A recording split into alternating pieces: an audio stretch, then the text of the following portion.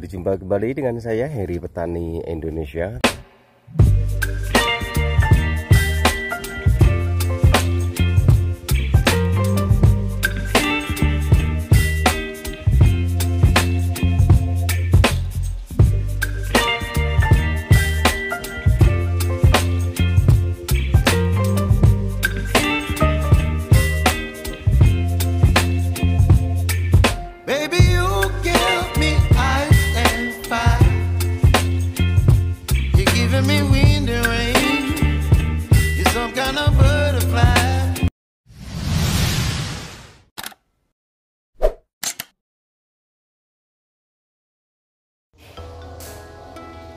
Assalamualaikum warahmatullahi wabarakatuh. Bismillahirrahmanirrahim. Allahumma sholli ala sayyidina Muhammad wa ala ali sayyidina Muhammad.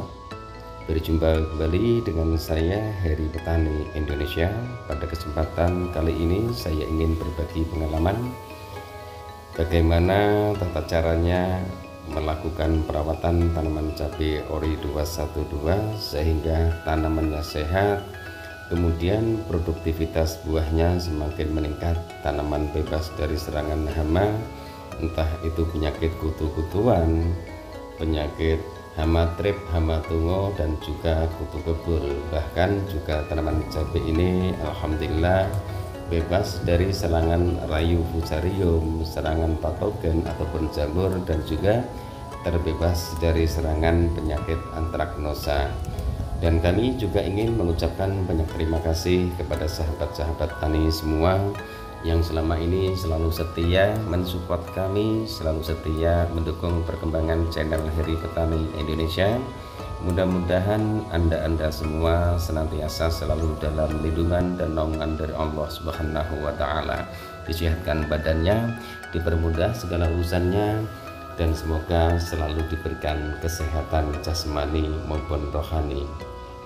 Dalam hal perawatan tanaman cabai ori 212 bisa dibilang susah dan juga bisa dibilang sulit, karena tanaman cabai ori 212 itu biasanya munculnya keriting ataupun munculnya virus bule itu setelah melewati huruf Y pertama ataupun huruf V. Ada sebagian yang bilang huruf Y, ada sebagian yang bilang huruf V.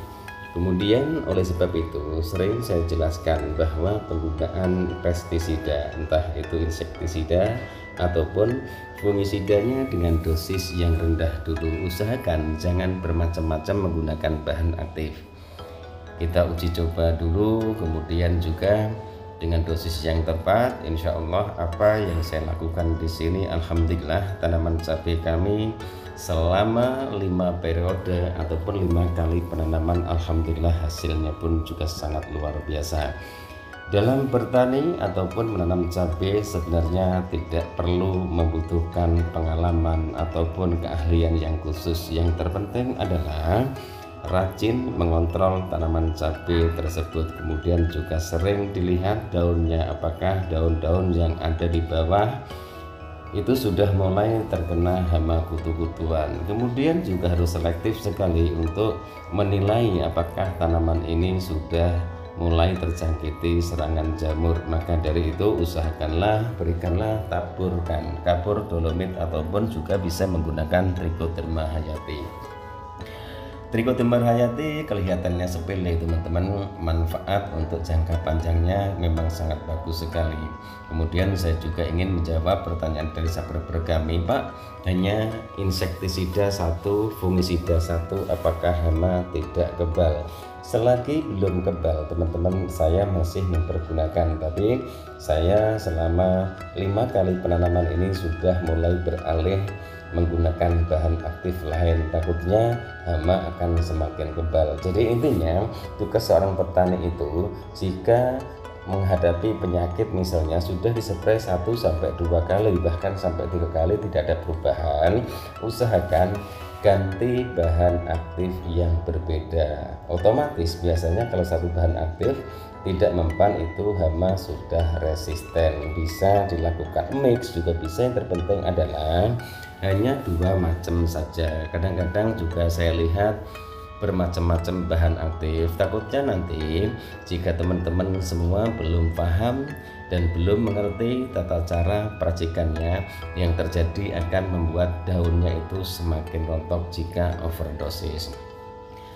Pupuk yang saya pergunakan untuk penyepraian, saya hanya menggunakan Mordenvol, Vitaron SL, kemudian saya tambahkan Kalinet untuk pengocorannya, asam humat Power Soil NPK 1616, kemudian juga saya tambahkan Kalha. Itu saja teman-teman, saya tidak bermacam-macam menggunakan pupuk-pupuk untuk perawatan tanaman cabai, karena semakin banyak otomatis biaya operasional kita akan semakin meningkat.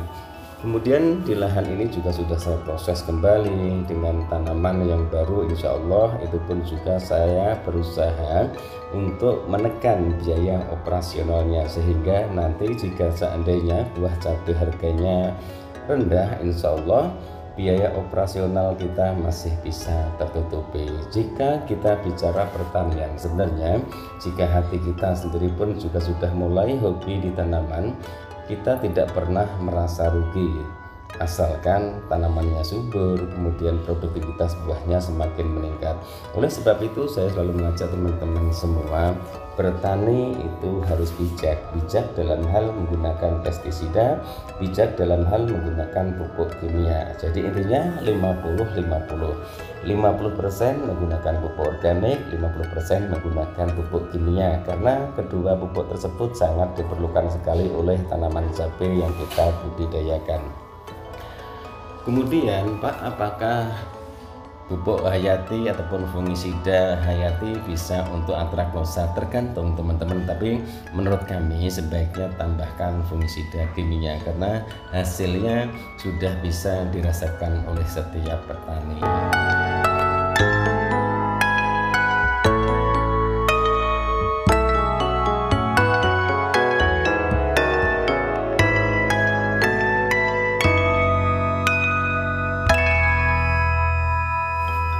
Kemudian juga sering berikan nutrisi, misalnya Kalinet, Mordenvol, Vitaron SL, itu pun juga sangat bagus sekali untuk menjaga agar daunnya tetap bagus, tetap hijau, kemudian daunnya pun juga sangat glowing sekali. Itu yang saya pergunakan. Kemudian langkah-langkah berikutnya adalah pembersihan ataupun sanitasi lahan. Jadi usahakan rumput-rumput yang sudah mulai rimbun di jarak antar bedengan itu dibersihkan. Tujuannya apalagi di musim hujan agar bisa meminimalisir sarang hama kutu-kutuan. Kelembapan tanah masih tetap terjaga dengan baik, insya Allah. Kalau kelembapan tanah masih terjaga dengan baik, patogen ataupun jamur pun bisa diminimalisir. Yang terpenting adalah rajin untuk mengontrol tanaman tersebut. Lakukan hal-hal yang kelihatannya sepele tapi manfaatnya sangat luar biasa, yaitu daun-daun juga harus dibersihkan. Buah yang terkena serangan lalat buah, yang terkena serangan antraknosa, itu pun juga harus dibersihkan. Pak, apakah tanaman cabai Bapak tidak ada yang bule? Di mana-mana teman-teman, tanaman cabai sudah tentu bule, apalagi populasinya di atas 2000, di atas 4000, sudah tentu pasti bule. Apakah tanaman Bapak tidak ada yang keriting? Sudah tentu keriting. Saya pun juga sering mengobati keriting daun yang disebabkan hama trip, hama tungo, dan juga kutu kebul. Jadi tergantung kitanya. Tanaman yang bule pun juga masih bisa produktif untuk mengeluarkan buahnya. Mungkin hanya ini yang bisa saya sampaikan dalam video saya kali ini. Di sini tempatnya kita berbagi. Video-video sudah saya upload semua, dari proses lahannya, perawatan benihnya, kemudian juga pindah tanamnya, semua sudah ada. Terserah teman-teman mau menonton ataupun tidaknya, tapi sebaiknya ditonton. Nanti jika masih belum paham, belum jelas, silahkan ditanyakan langsung.